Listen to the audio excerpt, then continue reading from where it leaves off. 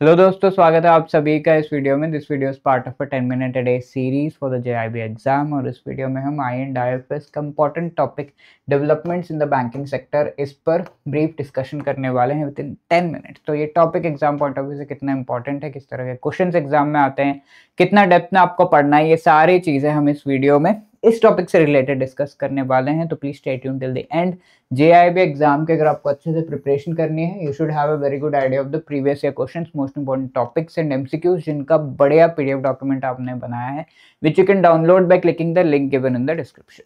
ठीक है, अब डेवलपमेंट्स क्या क्या हुए हैं। तो सबसे पहला यहाँ पर डेवलपमेंट है national asset reconstruction company limited, NARCL। ठीक है, तो ये क्या है, जब बैंक्स ये देख रहे हैं सही तरीके से अगर लोन नहीं दे रहे हैं, या फिर लोन दिया हुआ है, सारे चेक किया है, सब कुछ किया, फिर भी वो लोन डिफॉल्ट हो जाता है, तो ऐसे केस में बैंक्स का जो नॉन परफॉर्मिंग एसेट NPA है वो बढ़ता ही जाता है। तो जब ये बढ़ता ही जा रहा है, ऐसे how can be reduce this particular NPA, तो बैंक्स को एक हेल्प प्रोवाइड की गई है by the asset reconstruction company, जो हमारे गवर्नमेंट ऑफ इंडिया ने बनाई है, विच is called the national asset reconstruction company limited. ठीक है, NARCL। अब ये NARCL is asset reconstruction company, यानी कि आपका जो लोन है उसको रिकंस्ट्रक्ट, यानी कि उससे वैल्यू डिराइव करने की कोशिश की जा रही है जो NPA बन चुका है। तो this NARCL is a public sector company जो actually will buy the loan from the bank.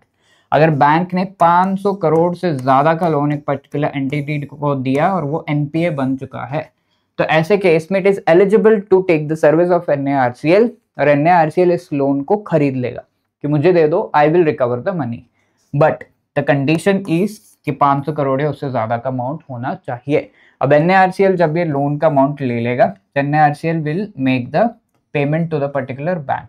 वो पेमेंट का फॉर्म क्या है, इसमें 15% जो है कैश में पे कर देगा कि ये लो पैसे, और बाकी जो 85% है that will be paid in the form of what, बाकी 85% पे किया जाएगा in the form of the security receipt.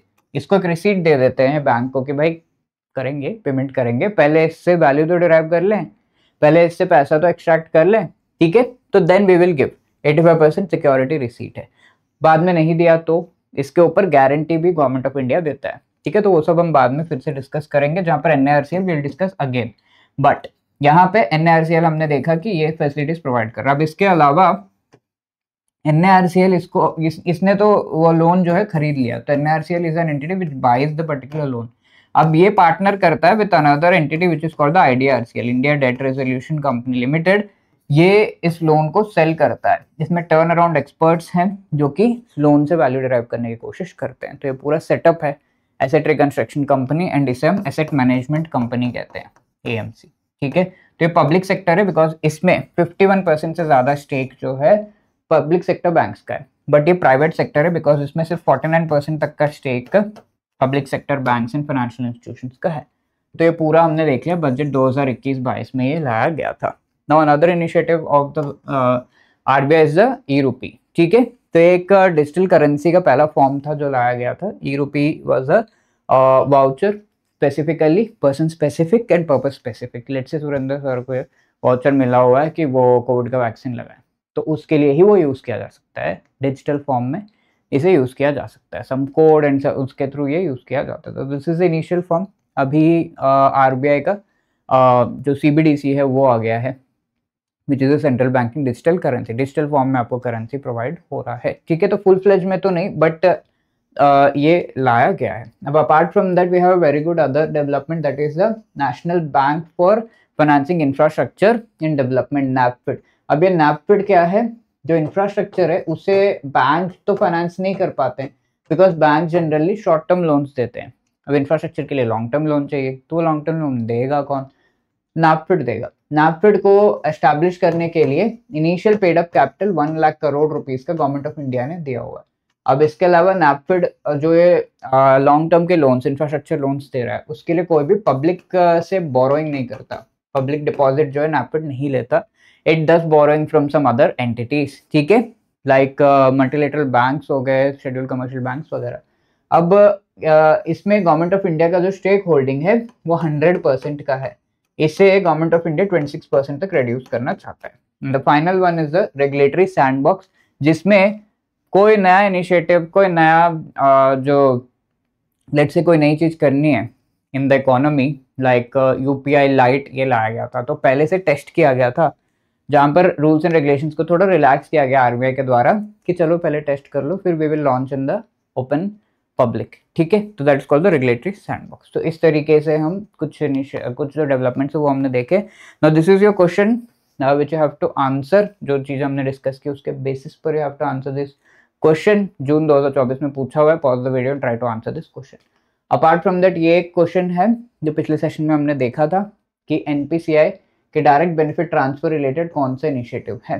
तो ब्रिज, मैंने कहा था ना आपको, आधार पेमेंट ब्रिज सिस्टम। तो A is the right answer over here.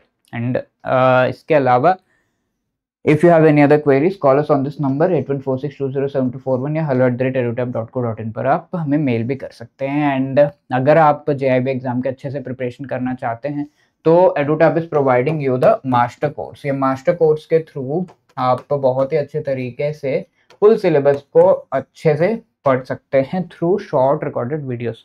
Short recorded videos 15-20 minutes के, तो आपका ब्रेक टाइम या कम्यूट टाइम, फालतू जो टाइम जाता है उसको आप यूटिलाइज कर सकते हैं। वीडियोस देखकर आप आराम से प्रिपेयर कर सकते हैं।